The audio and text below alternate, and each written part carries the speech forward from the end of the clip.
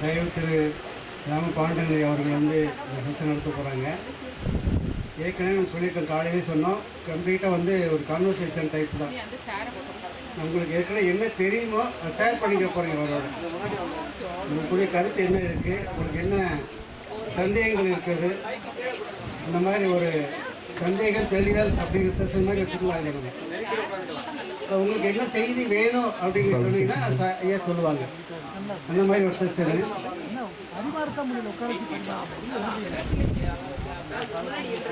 அப்புறம் வந்து எல்லாரும் முடிந்து போன பிறகு எல்லா நிகழ்ச்சி முடிச்சுட்டு 5 மணிக்கு டீ முடித்த பிறகு எல்லாருக்கும் ஒரு பை இருக்குது.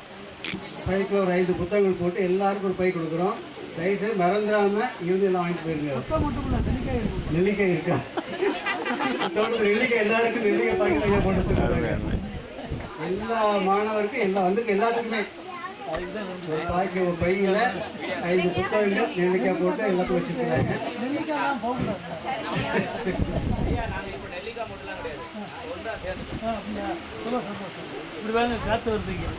இப்பொழுது ஐயா அவர்களை துவக்கமாக கேட்டுக்கொள்கிறேன்.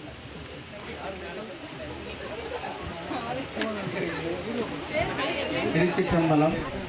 அருட்பெருஞ்சோதி அருட்பெருஞ்சோதி தனிப்பெருங்கருணை அருட்பெருஞ்சோதி.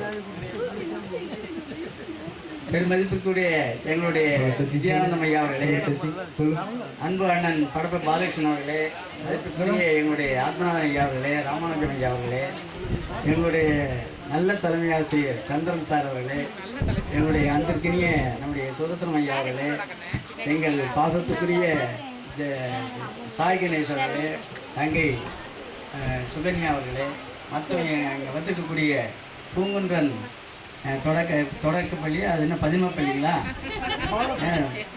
வாழப்பள்ளி இலக்கிய வட்டம். ஆமாம், எங்களுடைய அன்பு சகோதரி சரோஜினி புதியன் அவர்களே, வந்திருக்கக்கூடிய பேராசிரியர் பெருமக்களே, அம்மா போயிட்டாங்களா?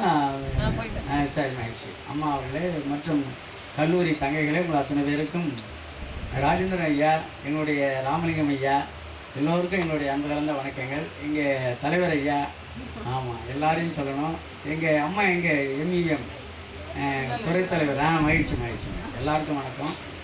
நான் பேசுறதுக்கு தெரியாது எனக்கு, நான் முன்னாடியே சொல்லியிருக்கேன் உங்கள்கிட்ட. நீங்கள் எதுனா சொன்னீங்கன்னா, ஆமாம் பேசி கேட்டுட்டீங்களா?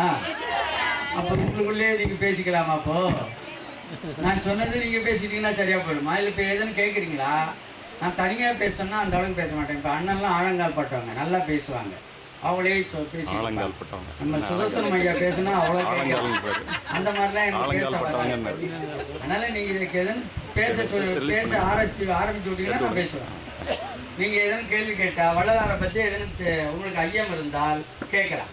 இல்லைன்னு சொன்னால் இதோட நிறுத்திக்கலாம், ஒன்றும் தப்பு இல்லை. உங்களுக்கு எல்லாம் தெரியும்னா ஒன்றும் தப்பு இல்லை. எதுவும் தெரிஞ்சதில் சந்தேகம் இருந்தால் நீங்கள் கேட்கலாம். எதுனா ஒன்றையாவது ஆரம்பிச்சு விடுங்க. எதுன்னு தெரியும்னு சொன்னால் ஒன்று சொல்லுங்கள். உங்களுக்கு இங்கே இது கொடுத்துருக்கோம். என்ன கொடுத்துருக்கோம்? கால்லெஸ் மைக் இருக்கு. சொல்லிடாமா? எதுவும் பேசணும்னா பேசுங்க, தெரியும்னா தெரியும். சொல்லுங்கம்மா, சொல்லிடாமா? ஹலோ சார், வள்ளலாருக்கு முன்னாடி சபட மதமும் உயிர்கொள்ளாமே தான் போச்சு. அந்த விதத்துல வள்ளலார் கொள்கைகளும் சபட மத கொள்கைகளும் எவ்வளவு விதத்தில் வேறுபட்டது அல்லது சிறந்தது? நீங்க ரொம்ப பெரிய கேள்வி எல்லாம் கேட்கக்கூடாது.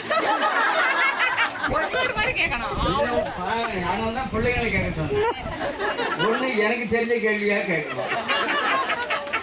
இந்த மாதிரி கேள்விகள்லாம் நான் எப்படி பதில் சொல்லுவேன்? அதுக்குதான் குழந்தைகிட்ட சொன்னா எதுல லகுவா எனக்கு தெரிஞ்ச மாதிரி கேட்பாங்க. நீங்க போய் கேட்டு சார் சேக்கிழார் பெருமான் ஒரு இடத்துல எழுதுற, கொல்லாமை மறைந்துரைக்கும் அமல் சமணம் புத்தினார். அப்பர் பெருமான் எந்த சமணத்துக்கு போனாராம்? கொல்லாமை மறைந்துரையும் அமன் சமணம் புக்கினார்னு எழுதுற. ஆக கொல்லாமை இருக்க தவிர அங்கே மறைஞ்சு இருக்குன்றதை சேக்கிழார் பெருமான் தெய்வ புலவரே சொல்லியிருக்கார் தமிழ்நாட்டில்.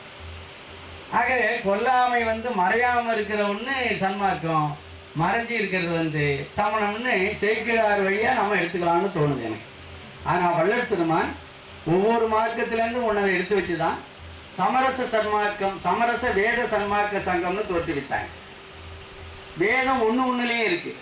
கிறிஸ்தவர்களுக்கு வேதம் பைபிள், இஸ்லாமியர்களுக்கு வேதம் குரான், சமணர்களுக்கு வேதம் திரிபிடகம், புத்தர்களுக்கு வேதம் திரிபிடகம், அந்த மாதிரி சீக்கியர்களுக்கு குரு கிரந்தம். இந்த மாதிரி எல்லாருக்கும் வேதம் இருக்குது. வள்ளலார் என்ன பண்ணாங்க, எல்லா வேதத்தினுடைய நல்ல கருத்துக்களை எடுத்துக்கிட்டு அதுக்கு சமரச வேதம்னு பேர் கொடுத்தாங்க. நீங்கள் சொல்கிற மாதிரி சமண சமயத்திலிருந்து தான் கொல்லாமையை எடுத்தாங்க, சைவ சமயத்திலிருந்து தான் வழிபாடு பிரார்த்தனையை எடுத்தாங்க, கிறிஸ்தவ சமயத்திலிருந்து தான் அவங்களுடைய சகோதரத்துவத்தை, இஸ்லாமியத்திலிருந்து தான் சகோதரத்துவத்தை எடுத்தாங்க. அந்த மாதிரி ஒவ்வொரு சமயத்திலிருந்தும் ஒன்று ஒன்று வள்ளலார் துண்டை வந்து கிறிஸ்தவத்திலேருந்து எடுத்தாங்க. எல்லாத்தையும் எடுத்து தான் சன்மார்க்க சங்கத்தை 1865 ஏற்படுத்தக்குள்ள சமரச வேத சன்மார்க்க சங்கம். இது ஒரு வேதம் இல்லை, இந்தியாவில் இருக்கக்கூடிய உலகத்தில் இருக்கக்கூடிய எல்லா மதத்தினுடைய வேதத்தில் இருக்கக்கூடிய நல்ல கருத்தை எடுத்து சமரசம் பண்ணது தான் சமரச வேதம் அப்படின்னு பெயர் வச்சாங்க. அதனால் அதில் இருக்கிற கொல்லாமை தான் இதில் இருக்குது, இருந்தாலும் மறைஞ்சி இல்லை, இதில் முழுமையாக இருக்குன்னு கொள்ளலாம். சரி, மைக்.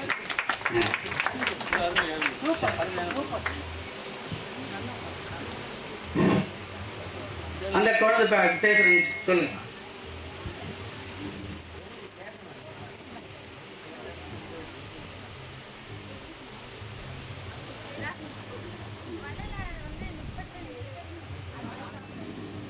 ஆ 35 வருடம். கேளுமா.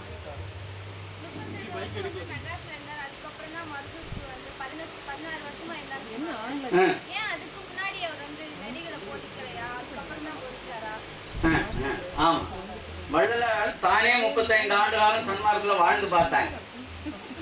அதுக்கப்புறம் நாம மட்டும் இந்த ஒரு நெறியில் நிற்க முடியாது, மனிதர்களை திருத்தத்தோடு இல்லாமல் உலகத்தில் உள்ள எல்லா உயிருக்கும் நியாயம் காட்டணும்னு நினைச்சாங்க. தனி மனிதர் ஒருவர் எவ்வளவுதான் பெரியவராக இருந்தாலும் இந்த சமுதாயத்துக்கு பயன்படணும்னு சொன்னால் ஏதேனும் ஒரு அமைப்பின் மூலமாகத்தான் பாடுபடணும். அதனால தான் வள்ளலார் பார்த்தாங்க நாம் ஒரு அமைப்பு உண்டு பண்ணணும்னு நினைச்சாங்க.